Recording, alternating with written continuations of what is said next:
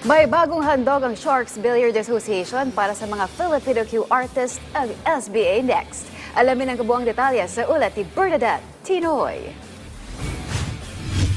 Formal na inilunsad ng Sharks Billiards Association o SBA ang SBA Next, isang off-season league na layong makadiskubre ng mga billiard players at hubugin ang kanilang galing sa pagsargo. Ilan sa kalidad na hinahanap ng mga team owners ang kakayahan ng mga manlalaro sa pagbilyar at composure dahil sa audience engagement o sharking na hatid ng SBA.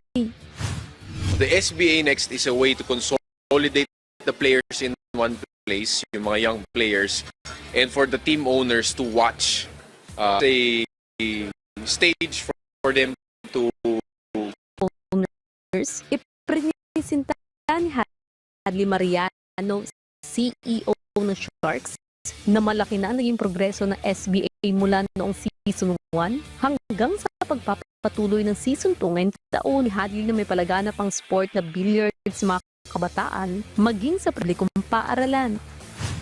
Nagulat ako, may 18 years old and above, 18 to 25 nood sa SBA, and it is a percentage ng audience. Yung market na yon, yung batang demographic, mahirap, daming social media na ngayon, maraming competition, pero natatamaan natin yung market na yan.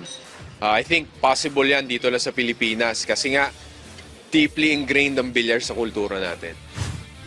Kabilang sa nagbigay suporta sa official launch ang decorated Filipino pool player na si Johan Chua. Anya magandang oportunidad para sa mga Pilipinong bilyarista ang magkaroon ng pagkakataon na may pamalas ang kanilang galing sa mga programa gaya ng SBA. Karoon ng ganitong event dito sa atin na nabigyan ng maraming chance yung mga kapwa ko player na magkaroon sila ng, di ba, hanap buhay na rin. And syempre, exposure na rin to sa kanila sa mga hindi pa nakapag-travel. Dito nakikilala sila sa SBA and nakikita ko yung mga ibang kapwa ko player, may mga sponsors na sila na nare-recognize sila sa event na to. So sobrang magandang head start sa kanila yon na eventually makapag-abroad na rin sila, makapag-tournament sila next time. Samantala, kinumpirma rin ng SBA na ilalabas nila ang kabuang detalye sa SBA Next at SBA Official Hub sa kanilang social media pages. Bernadette Tinoy para sa Atletang Pilipino para sa Bagong Pilipinas.